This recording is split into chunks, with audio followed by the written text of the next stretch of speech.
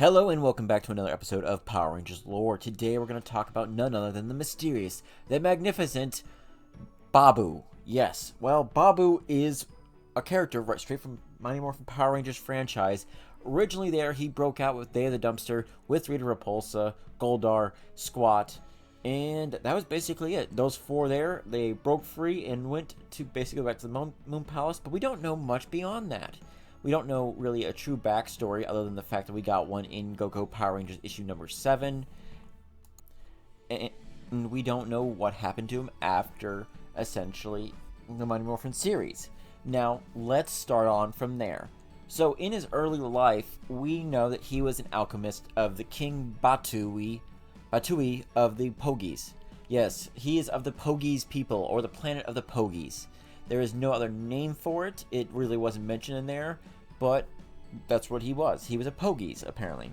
Now, he served the King Batu before Rita, and he basically was ordered to create a potion of invulnerability, invincibility, to fight the army of Rita and herself.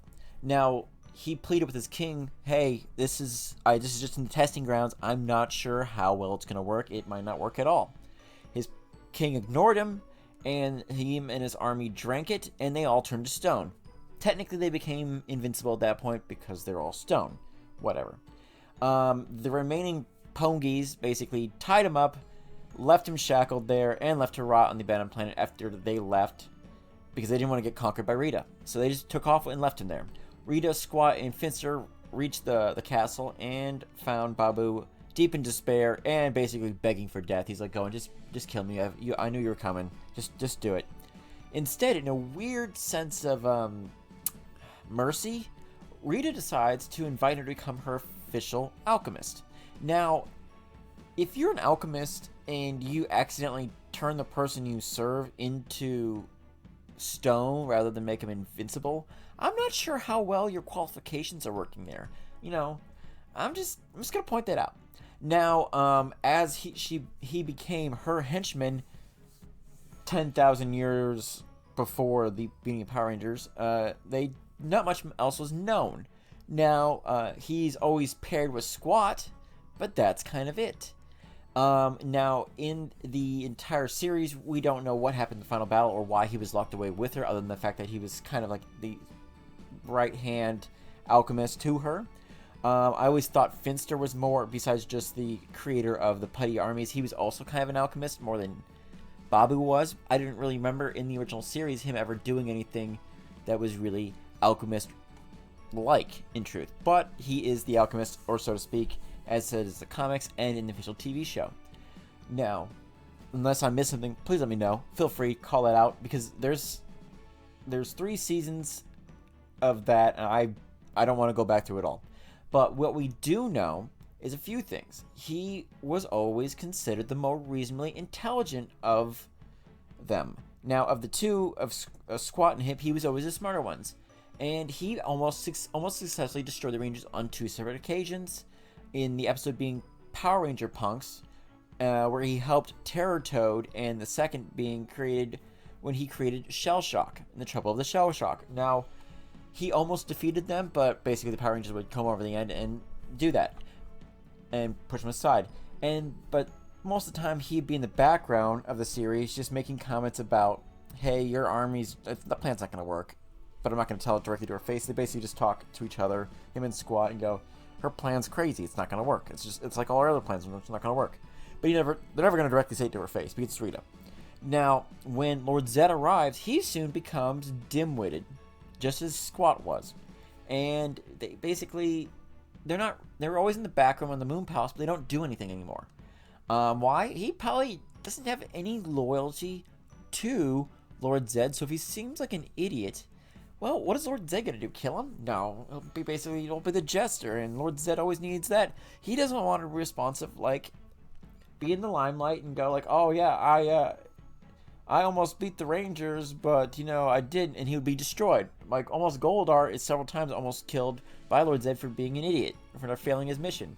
Now, that being said, once basically Machine Empire and Zeo shows up, they all take off, and they don't return. Rita and Zed supposedly do return.